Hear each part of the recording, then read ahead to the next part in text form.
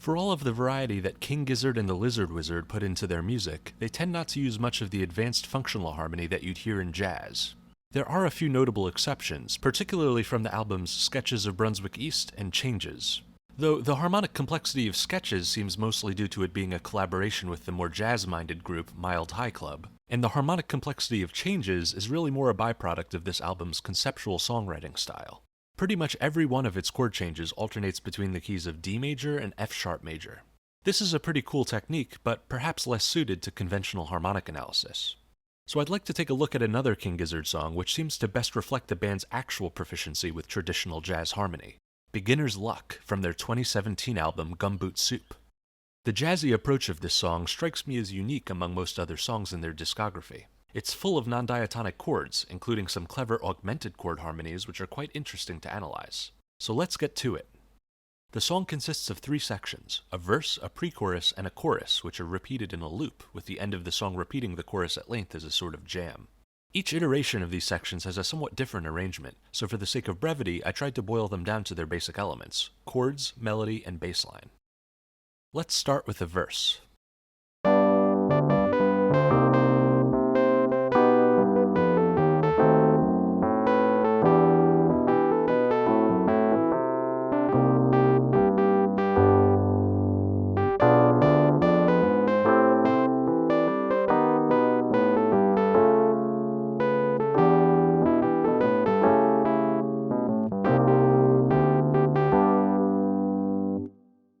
Despite the numerous borrowed chords in this song, the vocal melody stays entirely within the key of G major, which serves as the song's underlying diatonic context. This melodic simplicity gives Beginner's Luck a catchier sound than its unusual chords might otherwise produce. And even from the very start of the verse, the chords are quite unusual. We begin with the tonic chord, G major, and then immediately move to C minor 7, a 4 minor chord borrowed from the parallel minor key of G minor. The 4 minor is actually a pretty common borrowed chord, but it's often voiced as a simple minor triad or as a minor 6th chord, voicings whose only non-diatonic note would be the E flat. Even though it's typical to consider these to be borrowings from the parallel minor key, they can also be drawn from the G harmonic major scale, which is basically just a regular major scale with a flattened 6th. This scale still supports the G major and D major chords that you'd find in a regular major scale, and so these simpler C minor voicings are often used in order to emphasize a connection to the original major key.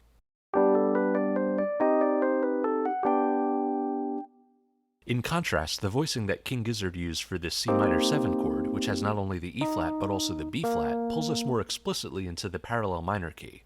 It even slightly recalls the sound of an E flat major 6th. This chord shares all its notes with C minor 7, but it feels like an even greater departure from the G major setting. The next chord is a G augmented chord. It shares the previously borrowed E flat, though here it's better to spell it as a D sharp, but it returns to the major scale's B natural.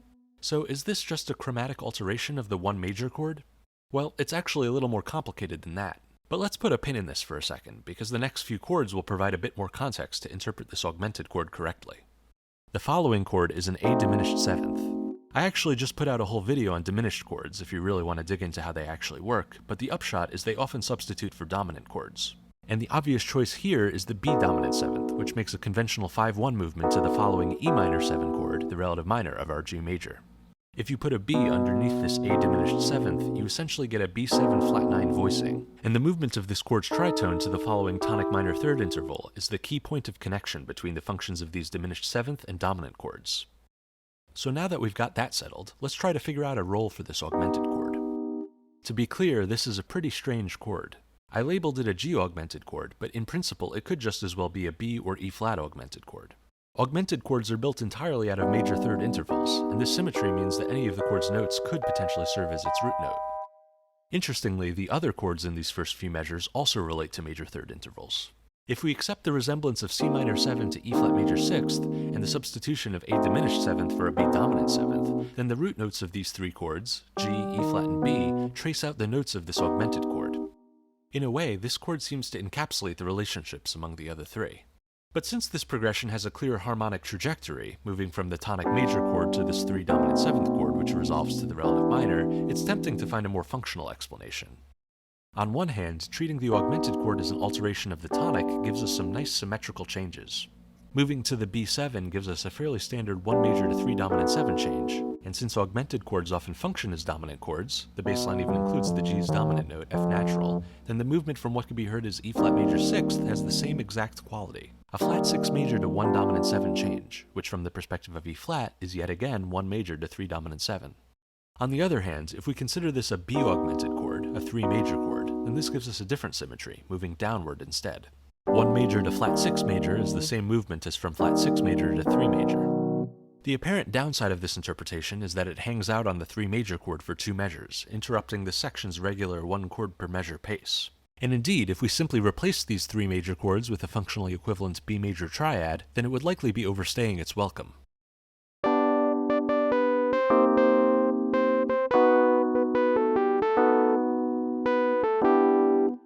But by splitting the B major into these augmented and diminished chord voicings, King Gizzard create a sense of motion through voice leading. There are 2 strong semitonal changes here, reminiscent of what you'd hear if this augmented chord were simply a G major. So overall, I actually think this chord functions like a 3 dominant 7, essentially a dominant function in the relative minor, but with voice leading borrowed from the tonic function that allows it to move into a different, more conventionally voiced 3 dominant 7. There's another tricky augmented chord sequence later on in this section, but fortunately the next few chords are fairly simple. After arriving at our relative minor, E minor 7, we move up to the A minor 6th, a diatonic 2 minor chord. And then we get another C minor 7 before returning to our tonic G major. Normally, the movement from 2 to 4 is 2 minor to 4 major, so using the 4 minor instead creates a chromatic median change, which emphasizes the difference between the major and borrowed parallel minor keys.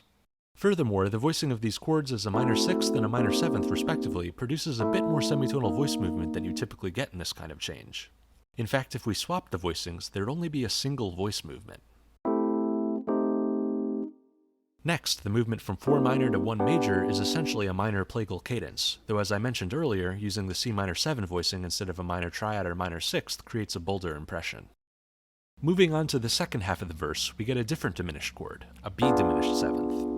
As before, the diminished 7th is a good substitute for a dominant chord, and the following A minor 7 chord makes the diminished chord's resemblance to E7 flat 9 quite clear.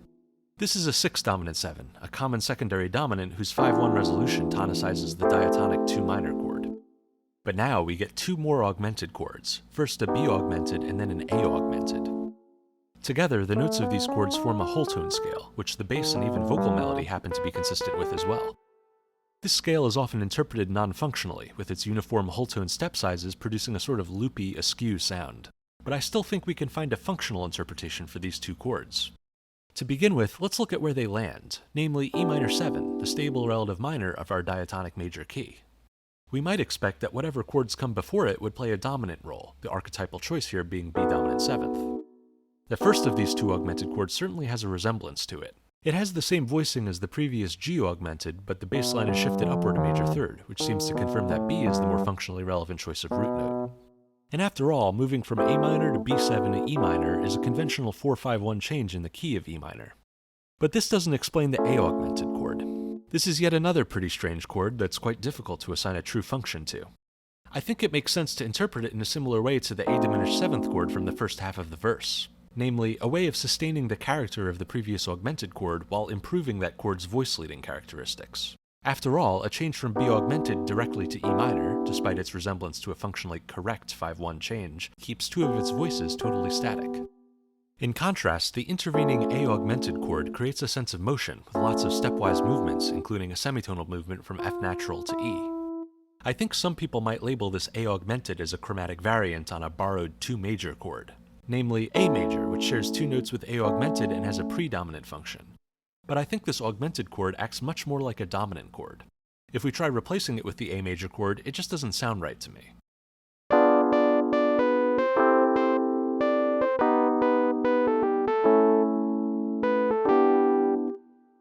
Replacing it with a B7 doesn't sound right either due to a lack of voice leading, but putting the dominant root note B underneath the augmented chord sounds fine, making this chord into essentially a B9 sharp 11. That said, there is a little bit of continuity with the 2 major chord. After the following E minor 7, we get an A dominant 7. This 2 dominant 7 is another common secondary dominant, replacing the 2 minor chord, A minor 6th, from the first half of this section. At this point, the verse has used 3 of the most common secondary dominants, namely the 3 dominant 7, the 6 dominant 7, and the 2 dominant 7. Additionally, a particular benefit to this 2 dominant 7 is its strong voice leading to the subsequent 4 minor chord, with 2 downward semitonal movements which repeat a second time as part of the minor plagal cadence. These changes are pretty well precedented in other pop music. For instance, they constitute the main theme of Marvin Gaye's You're All I Need to Get By, among many other examples. But in Beginner's Luck, they also relate cleverly to the verse's previous usage of these chords. Overall, the verse has lots of harmonic variety, but now let's move on to the pre-chorus.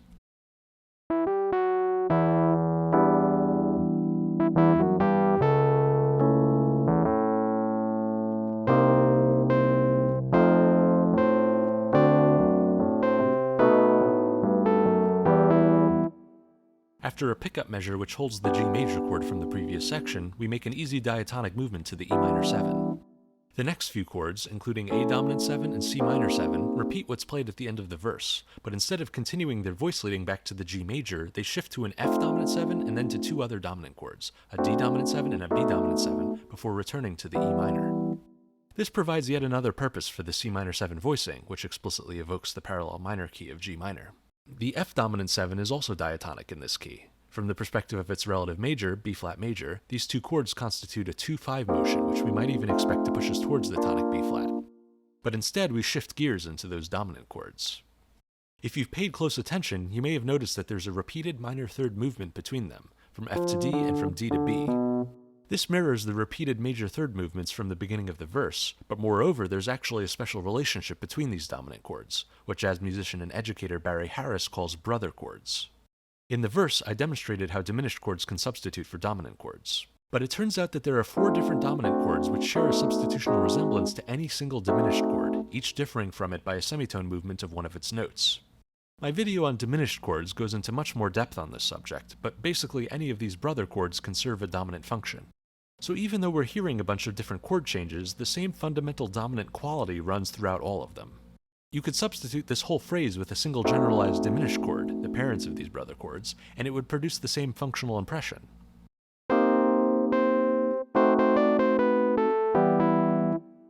But ramifying this tension into several different chords provides more opportunities for nuanced voice movements, and it also fills out the measure count to a more appropriate length. This sort of lengthening of a single dominant function throughout multiple chords is a running theme in Beginner's Luck.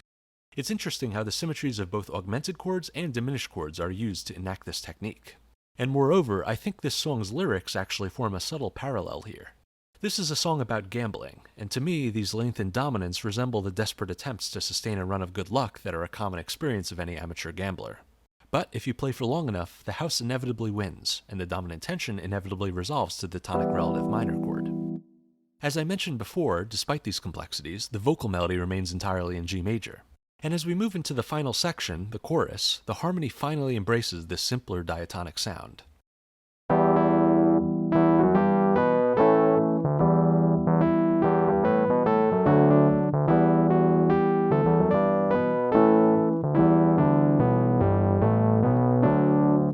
At this point, it's becoming more tempting to treat the E minor as the 1 chord, and from this perspective, the now familiar A major chord pulls us into the E Dorian mode. If the tonic E minor represents the gambler's inevitable loss, then the slightly brighter A major, instead of the E minor's usual A minor, suggests that the whole thing is nonetheless all in good fun. Together with the D major chord, the chorus forms a harmonically simple diatonic setting. In the first couple of iterations, this D major then acts like a 5 chord, which moves back to the tonic G major for the subsequent verse. But the end of this song is content to linger, repeating the chorus at length, the first and only time a section of this song is repeated. It's an easier environment to support a successive addition of backing vocals, flute, and then finally a psychedelic guitar solo. Overall, Beginner's Luck is a surprisingly complex song, which uses quite a few advanced functional harmony techniques. These techniques are not all that common in other King Gizzard songs, so it's a real treat to see them used here. Anyway, this concludes my analysis. If you have any questions, leave a comment and I'll do my best to explain.